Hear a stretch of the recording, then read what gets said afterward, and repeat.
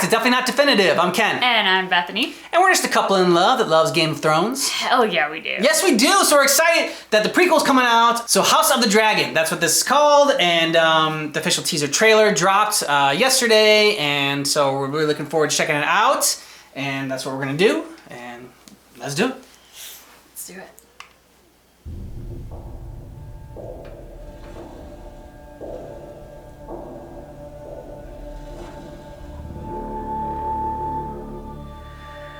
Oh, the music.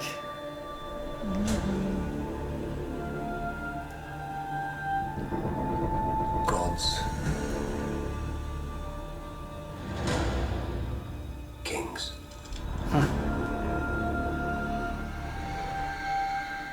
Fire. She looks cool. Mm-hmm. And blood.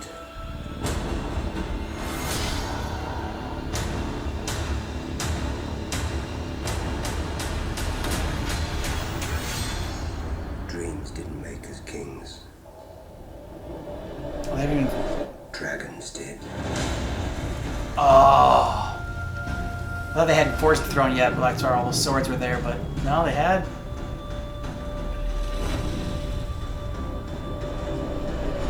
Oh, that's so cool.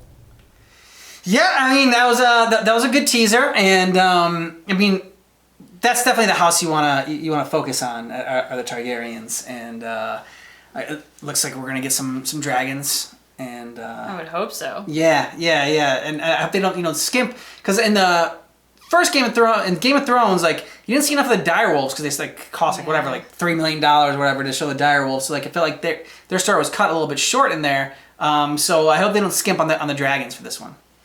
And I'm very curious because, so I'm fascinated by Game of Thrones. I was all into it when it was on TV and like the conspiracy theories and what was going to happen next and all of that. I was totally into it. But I've been away from it for a while, so I'm trying to remember. I know that there is a history between the Lannisters and the Targaryens, but I can't recall how far back that goes. So I don't know, is that going to be in this one, or is this going to be in large part a whole bunch of new houses that by the time we get to the Game of Thrones that we all know, they've pretty much fallen, as the Targaryens had, as far as everyone knew at that time.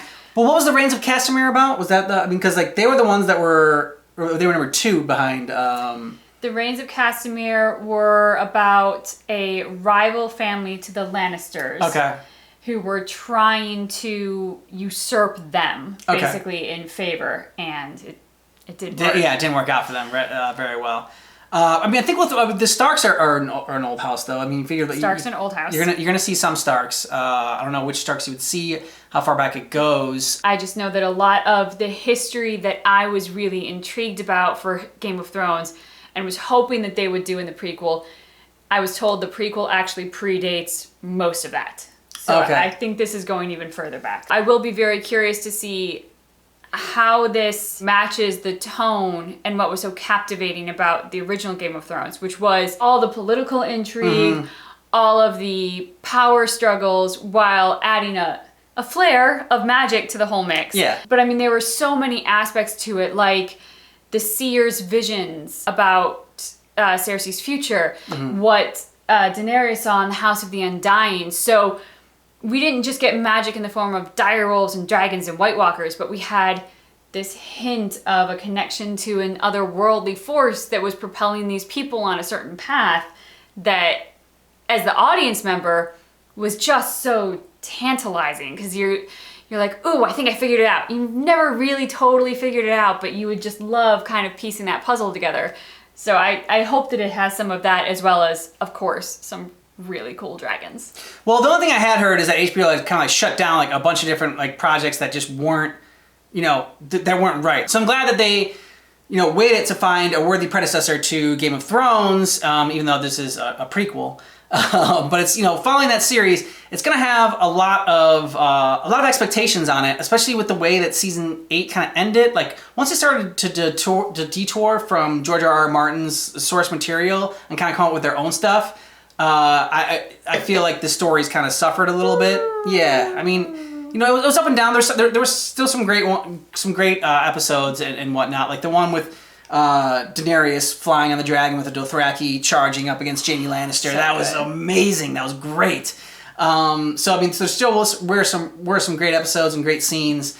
It mostly just went downhill on how they rushed the ending. Yeah, they rushed it. They rushed it too much with everything. But anyways, let us know your thoughts and your theories down below in the comments. No spoilers. No spoilers. Thanks so much for checking out our reaction to House of the Dragon.